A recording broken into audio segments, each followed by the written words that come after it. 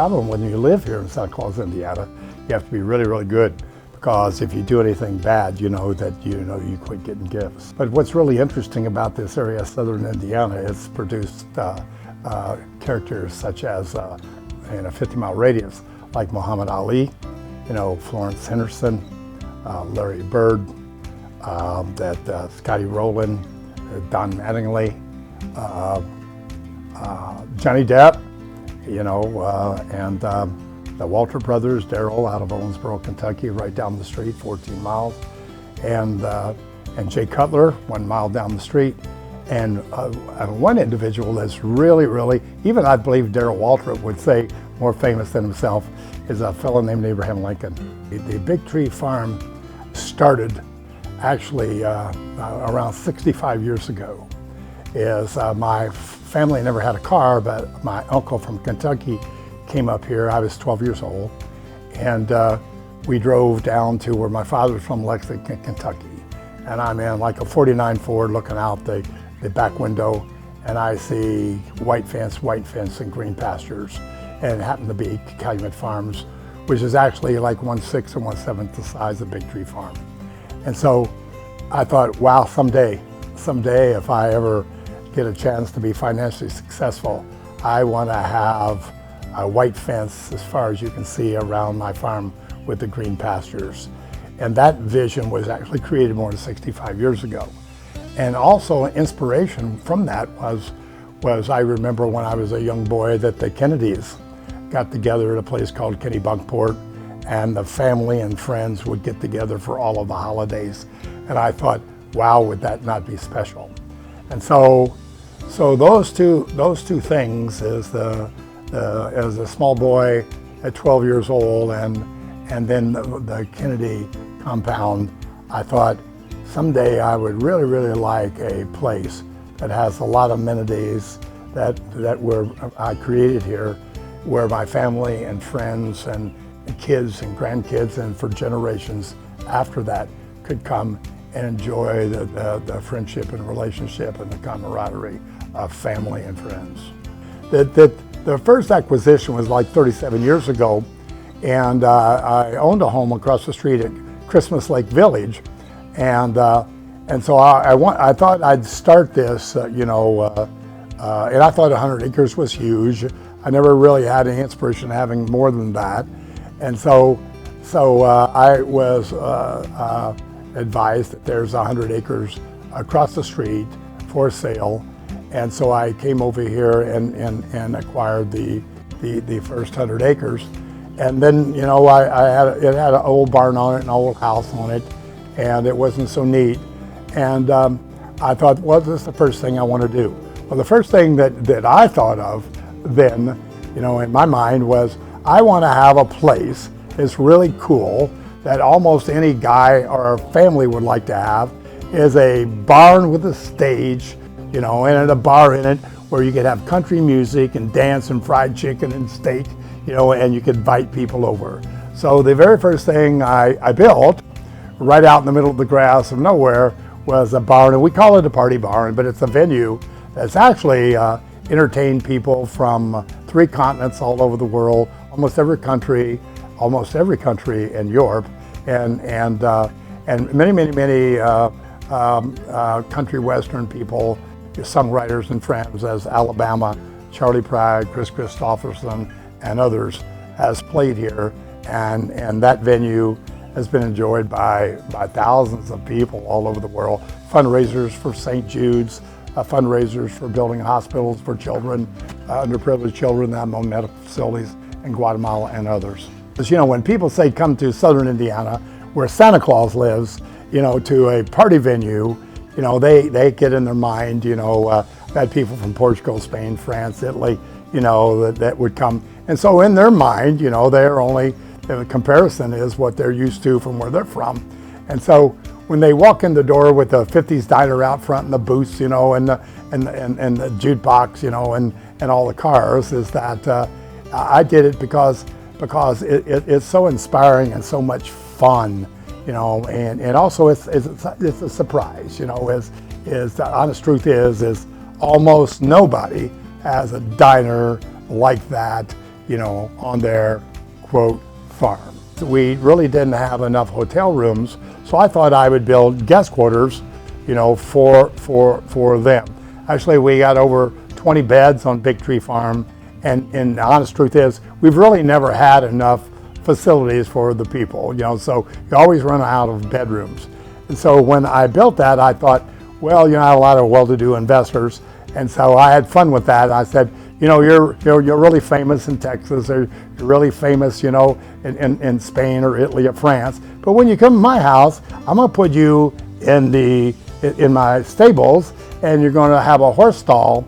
And so I got the idea of looking up all the names of the horses that won throughout the history of time, the Kentucky Derby. And so I named them the rooms like Foolish Pleasure, Misbehavin', Your Eminence, and things like that. And it's really been fun, that when people walk in, I actually modeled the rooms after the Four Seasons in New York, and I took basically those bathrooms and made them better than the Four Seasons in New York. But I got a big kick out of telling, well-to-do people from all over the world, I'm gonna put you and your family in the stables, in a horse stall. Everyone thinks you need a famous architect to make things that are beautiful. When I was a little boy, I took architecture and art, and what happens is, the truth is, you can go to school for art, interior design, and landscape design, and music, and you'll never be as good as the God-given gift that you just have that skill. And so I was always enamored with landscaping. I would go, look at buildings and botanical gardens when I was a little boy. I was blown away by it. And so I'm like a student of that. And so what happens, what really people need to understand is the power of landscaping. Big Tree Farm was about half trees. The Big Tree Farm was about half cornfield and soybeans. And so all of these grades were created, and all of these gardens were created, and it was done over a 4 or 5 phase, over a less than 10-year period. And each one of these things, I wanted to create an experience as you traverse from one building to the next, and create an experience with waterfalls and fountains and flowers and beauty, and so I think there's 50 or 80 acres that are irrigated with sod, I think 20 some semi-truck loads of sod, and over a 30-year period is actually every tree here on the grounds, every landscaping bed, every sidewalk is, I personally staked with a flag and a wire. I personally staked every tree, and the 5-mile perimeter white fence has I'm a Virgo, so there's a pin oak tree every 50 feet shot with a laser the entire perimeter of the property, because it's in my opinion that none of us really own anything. We're born and we die, and while we're on earth, that we're caretakers. And how fortunate, to be financially successful, but how fortunate you are to be the proprietor, the caretaker of a piece of property. And I believe in my head and my heart that while you're here, you and your caretaker, that you have a responsibility to leave those properties better than how you got it. And I don't mean that in any sense other than sincere. And so I take very seriously that to leave this property, make it beautiful. And what makes me so proud is people from all over the world, and people and equally as important, if not more, is all of the people that live here daily. I've had hundreds and hundreds of people that say, wow, that farm is beautiful. And that's my reward. People think it's a tree farm because I planted probably 20,000 trees. And so, that makes sense. So what happens is, you're sitting at home and you're talking about like naming one of your kids, is that you name something, and your wife said no, and you say something and she says no, because it was your idea, right? So I'm in Rancho Santa Fe, California at my home, and my now 32-year-old that was probably 4 or 5, he was here, and we were on an ATV one day, and we were riding, and there's a tree over here, it takes 4 men to get their arm around, And he said, "Dad, wow." And so I took him down there and we put our arms and got a third of the way around. This is the biggest tree I've ever seen. So I'm sitting in the kitchen in Rancho Santa Fe home thinking about, okay, what are we gonna name this, you know? And somebody says Ewing Farm, that's dorky, you know, this number, that number. And he's doing his homework, right? He looks up and he says, "Dad, why don't you just name it Big Tree Farm?" And so that's really how it got its name. It's not a tree farm, it's a 5 or 6 year old, you know, because he was so enamored and never had seen a tree as big as the oak over here. And he said, "Wow, Dad, why don't you just name it Big Tree Farm?" And that's where the name came from. But if you have a farm, you know, why not a log house? And so I looked around, what kind of a log house would it be? And I wanted a porch all the way around. So all of the facilities here have porches all the way around, and maybe more than 100 rocking chairs. What is better in life than get up in the morning with your coffee, or in the evening with a nice tea or beer, and sitting on the front porch with a bunch of friends and hanging baskets and just rocking? And so this log house actually is, I found the people to construct it in Pigeon Forge, Tennessee. This house was done there, and then on the interior of it, there's a very famous third-generation wood carver, and I wanted the mantles to be significant, and turkeys, deer, and whatever that he took over a year to carve. The doors in this, and the front door is, you know, I thought I want this house to last 300 years. You ever see a house falling down, the front door falls in first? So the front door is like 12 inches thick, you know, that I said if the house ever falls down, this door will still be standing. So a lot of the light fixtures came out of California. The doors came out of Arizona. The house came out of Pigeon Forge, Tennessee. And so I wanted to build a house that people could enjoy, and you know, in the kitchen in this home here, that I wanted to look country.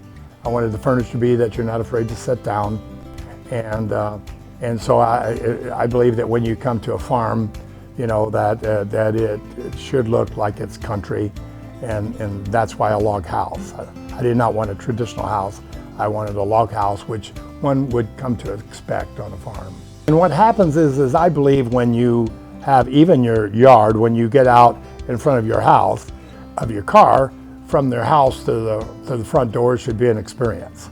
And so as I did each of these phases, you know, that stood in the middle of the cornfield, is basically I wanted to when they were finished, is for these things to be, you know, embedded in landscaping where you could not see the facility.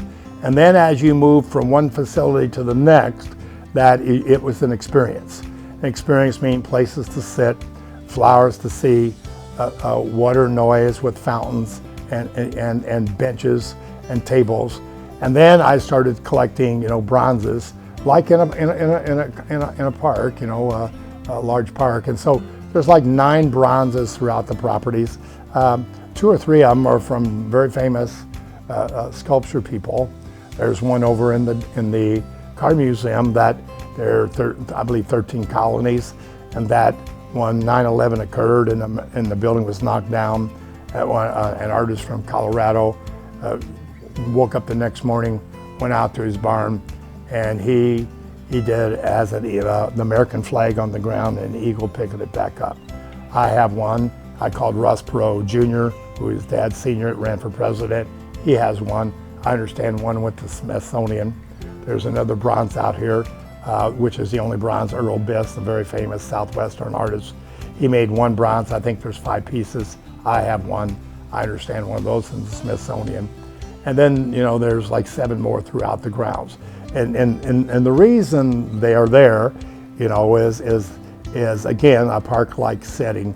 You know, as you transition from one facility, one venue to the next, that you create an experience, a pleasant experience, you know, for all people, family, and visitors. The vision for this, and the money for this, and the design for this was basically me. But my oldest son, Chris Ewing, is actually the person that oversaw the construction of every one of the buildings on this property. So I work with my son, on this, and then we outsourced it. And so I never saw it as challenging. I call Big Tree Farm my project. I bought companies all over the world, ran companies all over the world, and which that's challenging, turning companies around that are portrait farming. But when I was off, it's coming here and creating these pictures, that I had in my head on how I thought this should look someday. So what do you love most about this property? Peace.